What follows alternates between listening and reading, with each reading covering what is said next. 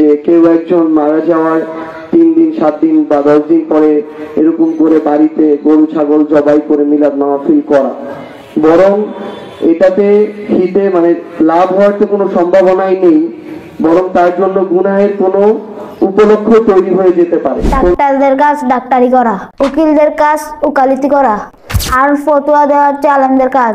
যেই কাজে আসেন মনোযোগ দিয়ে সেই কাজটাই করেন। ইসলাম নিয়ে বেশি পণ্ডিতি করা দরকার নেই।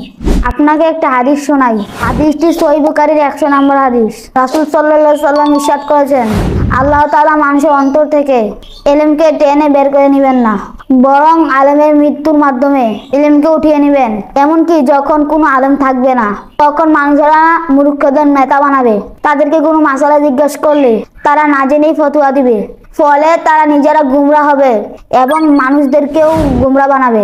আপনি আপনার বক্তব্য বলেছেন মৃত ব্যক্তির জন্য কিছু করা, অর্থাৎ মানুষের জন্য খানার ব্যবস্থা করা, এটা নাকি গুনাহের কাজ।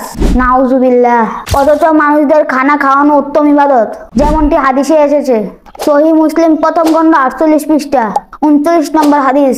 আন্না রাজুলান সাআলা রাসূলুল্লাহি সাল্লাল্লাহু আলাইহি ওয়াসাল্লাম আইয়ুল ইসলামি খায়রুল ক্বালা তুতাইমুত তাআম ওয়া তাকরাউস সালাম আলা মান আরাফতা ওয়া মান লাম তা'রিফ। এক ব্যক্তি রাসূল সাল্লাল্লাহু আলাইহি সাল্লামকে প্রশ্ন করলো, কোনটি ইসলামে উত্তম? রাসূল সাল্লাল্লাহু আলাইহি সাল্লাম বললেন, তুমি মানুষদেরকে খানা খাওয়াবে এবং পরিচিত অপরিচিত সবাইকে সালাম দিবে। সুবহানাল্লাহ।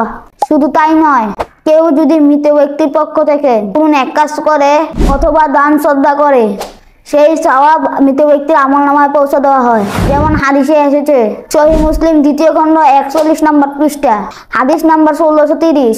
আফালাহা আজরুন ইন তাসাদ্দাকতু আনহা ক্বালা নাআম। এক ব্যক্তি রাসূল সাল্লাল্লাহু আলাইহি সাল্লামকে প্রশ্ন করলো, আমি যদি আমার মৃত মায়ের পক্ষ থেকে কোনো সদকা করি তবে কি তিনি সওয়াব পাবেন? রাসূল সাল্লাল্লাহু আলাইহি সাল্লাম বললেন, হ্যাঁ অবশ্যই। সুবহানাল্লাহ। অতএব কোনো ব্যক্তি মারা গেলে তার ইসালে সওয়াব উদ্দেশ্যে মানুষদেরকে মেহমানদারি করলে এবং গরিব মিসকিনকে দান শ্রদ্ধা করলে গুনাহ তো হবেই না, বরং মৃত ব্যক্তির আমলনামায় সওয়াব দেওয়া হবে। আল্লাহ তাআলা আমাদেরকে ফিতনাবাজ ও ধর্মের জ্ঞানে মূর্খদের হাত থেকে হেফাজত করুক। আমিন।